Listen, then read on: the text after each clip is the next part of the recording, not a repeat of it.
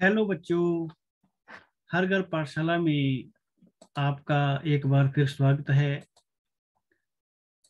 बच्चों,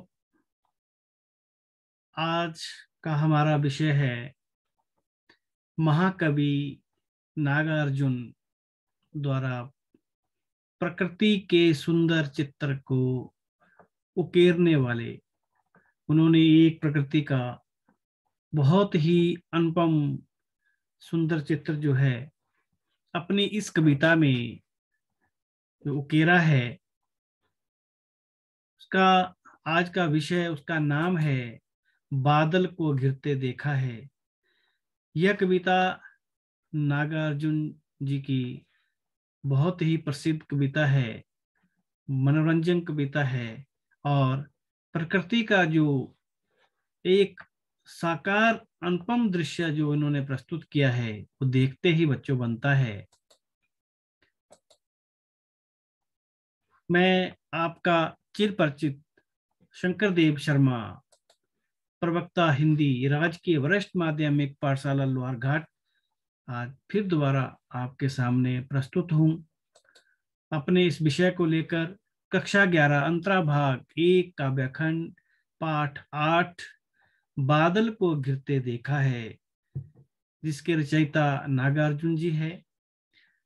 जैसे कविता की पहली पंक्ति है, अमल धवल गिरी के शिखरों पर बादल को घिरते देखा है। तो बच्चों, आपने इस कविता का सप्रसंग व्याख्या, विशेष और प्रश्नोत्तर पिछले अंक में कर लिए होंगे। नागार्जुन जी का जीवन परिचय और साहित्यिक परिचय भी, उसका भी अध्ययन आपने कर लिया होगा। तो आज हमारे जो विषय है, हमारी परीक्षा में एक प्रश्न रहता है काव्य सौंदर्य।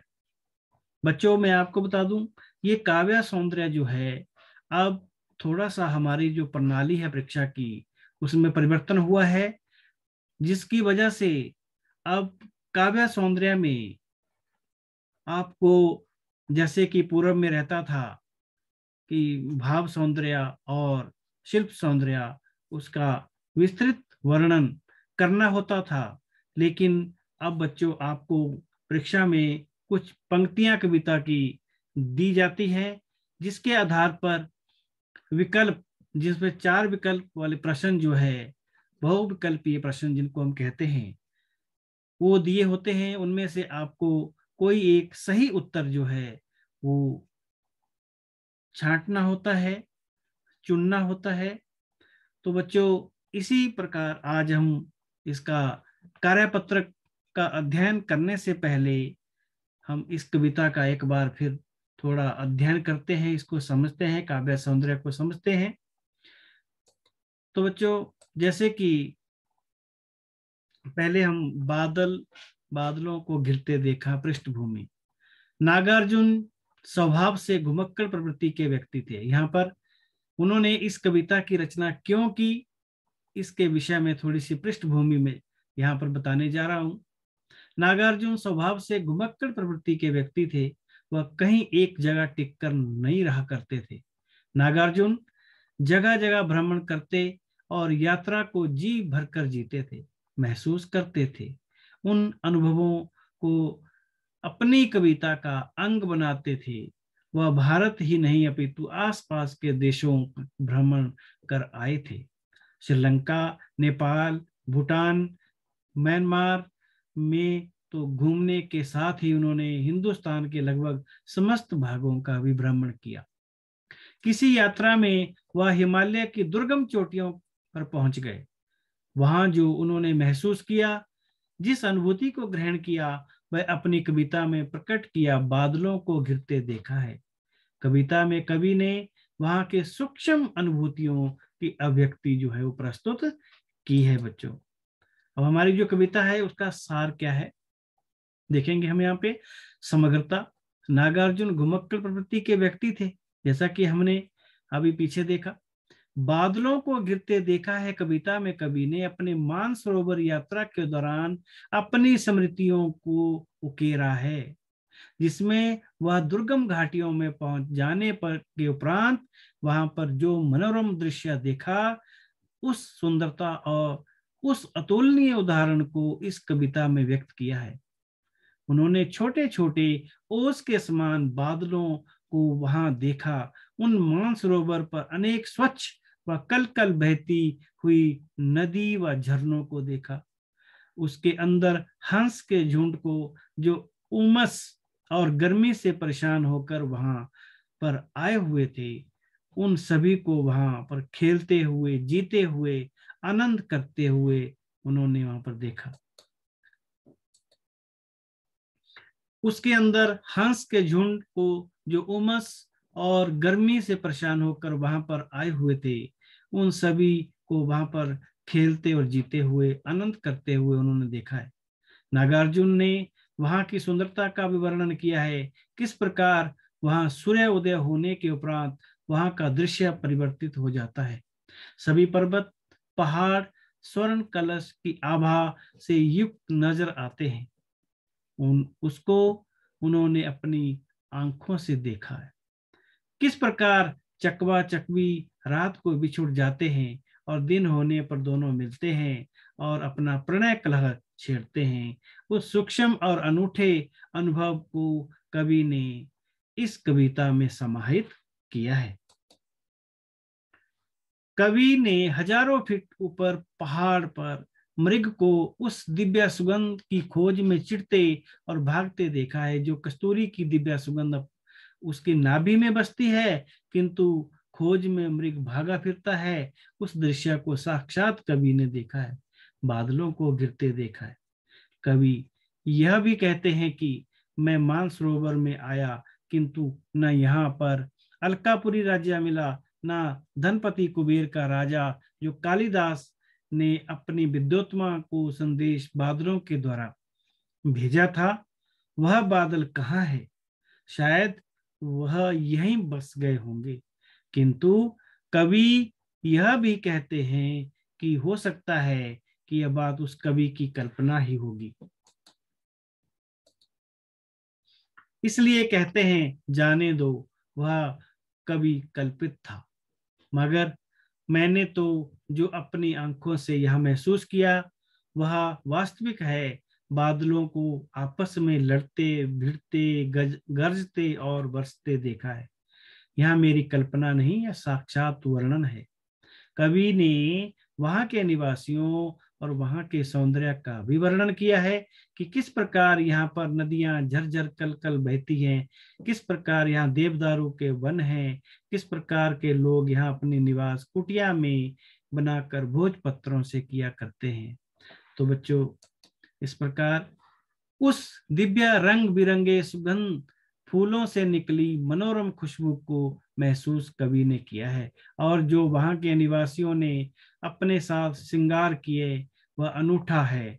यहाँ के लोग मृगछाल पर पालती मारकर मुद्रा आसन में बैठते हैं और योग करते हैं, तपस्या करते हैं। यहाँ किन्नर किन्नरियां मदिरा के नशे में कोमल कोमल उंगलियों से बंसी बजाते और नाचते गाते देखा है।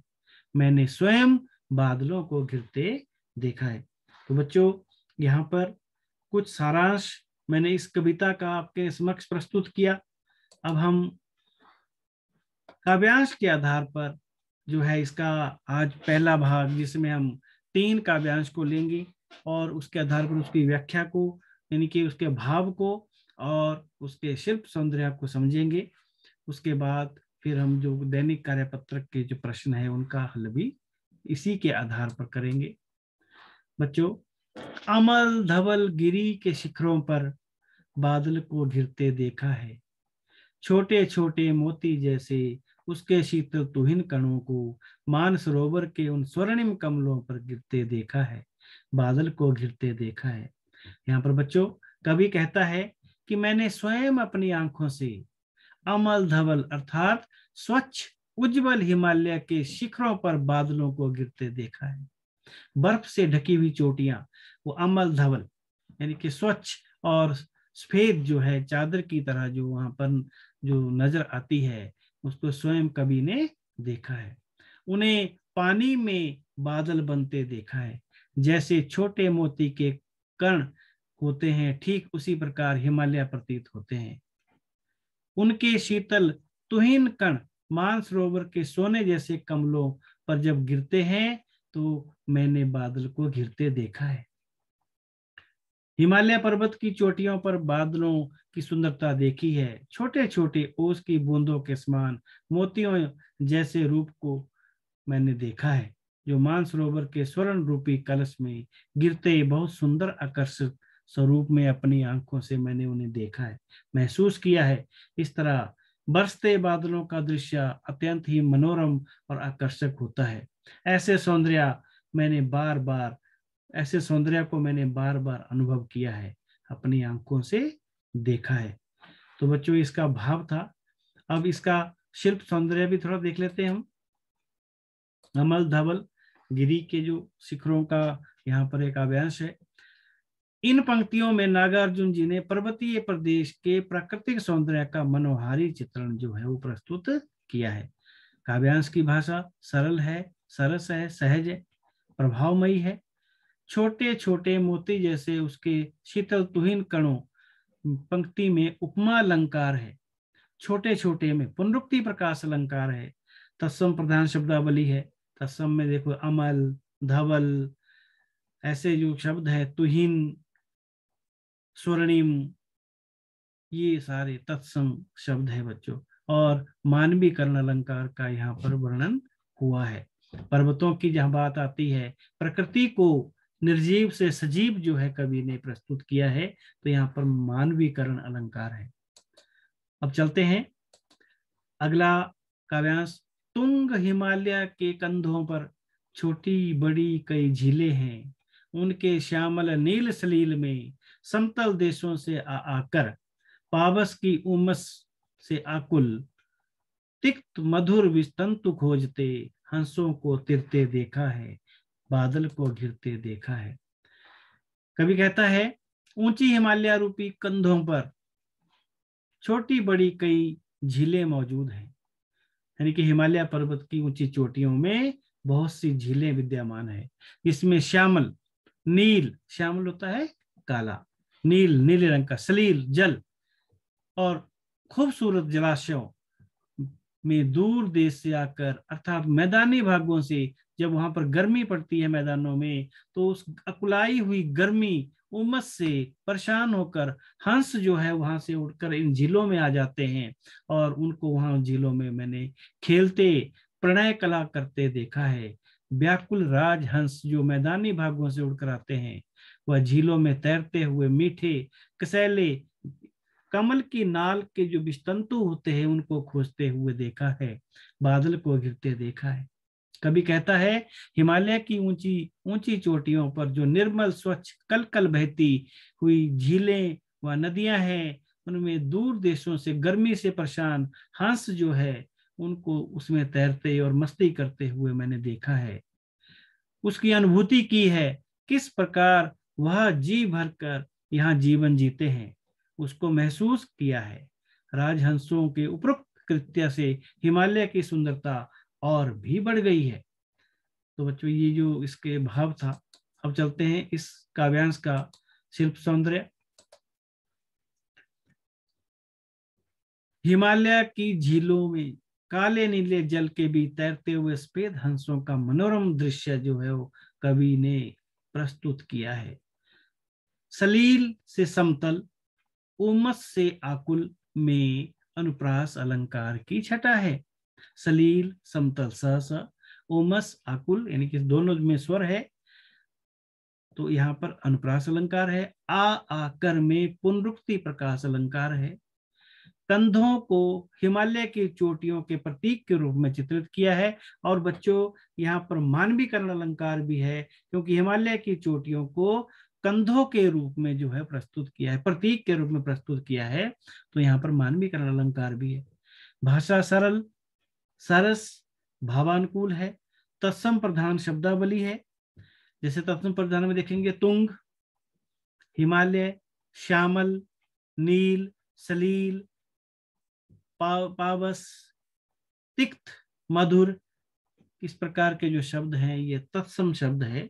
इस प्रकार भाषा में इनसे सजीवता आ गई है। अब अगला जो आज हम इस काव्यांश का, इस हमारे अंक का अंतिम काव्यांश ये रहेगा। अगले जो काव्यांश है वो हम दूसरे अंक में आगे करेंगे।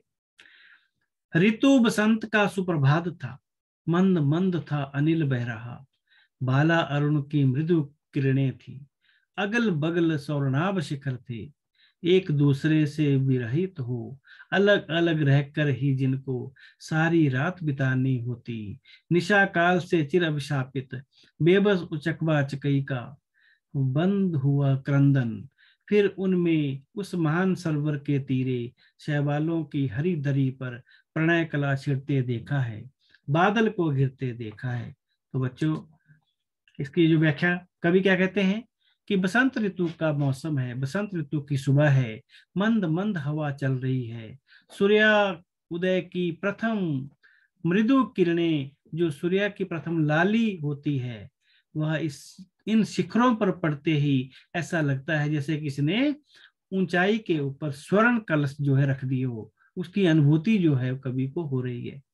यहाँ पर चकवा चकवी, जिनको जो अभिशाप के कारण अभिशप्त हैं, उनको रात को जो है बिछुड़ कर रहना पड़ता है, लेकिन जैसे सूर्योदय होता है फिर वो एक हो जाते हैं, एकत्रित हो जाते हैं और अपनी प्रणय लीला में जो है वो मगन हो जाते हैं। तो यहाँ चकवा चकवी के प्रेम रूपी क्रंदन को पानी की हरी हरी सतहों पर, हरी घास की जो परत है उस पर कलह करते हुए, प्रणय कला करते हुए, छिड़ते हुए कवि ने देखा है। जो चकवा चकवी रात को बिछड़ जाते हैं और सुबह निकलने पर अपने प्रेम की अभिव्यक्ति करते हैं, उस प्रेम की अभिव्यक्ति को मैंने स्वयं अपनी आंखों से देखा है। उस सरोवर में उनके प्रणय कला को छिड़ते देखा है।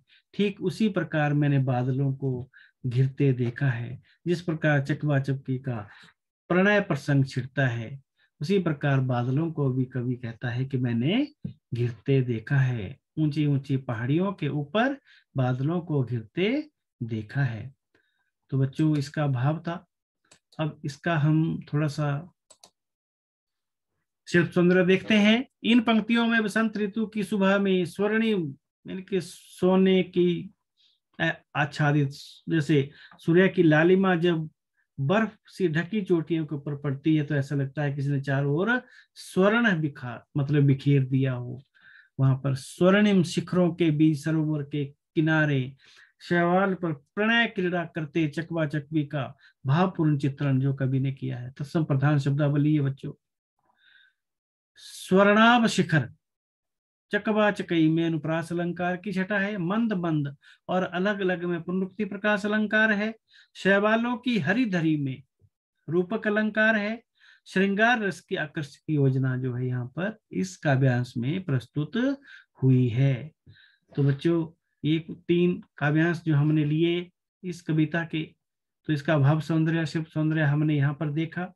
अब इसी के आधार पर बच्चों, आप जो है, जो आपका कार्यपत्र है, दैनिक कार्यपत्र है, उसमें जो आपको प्रश्न दिए गए हैं, उन प्रश्नों का आप वैकल्पिक रूप में है, सही उत्तर जो है आपने उसमें से चुनना है और उसको लिखना है और समझना है बच्चों। तो इसी के साथ हमारा जो आज का ये अंक था, बादल को गिरते देखा, नागार्जुन द्वारा रचित, या यहीं पर अब समाप्त होता है बच्चों। इसी के साथ धन्यवाद।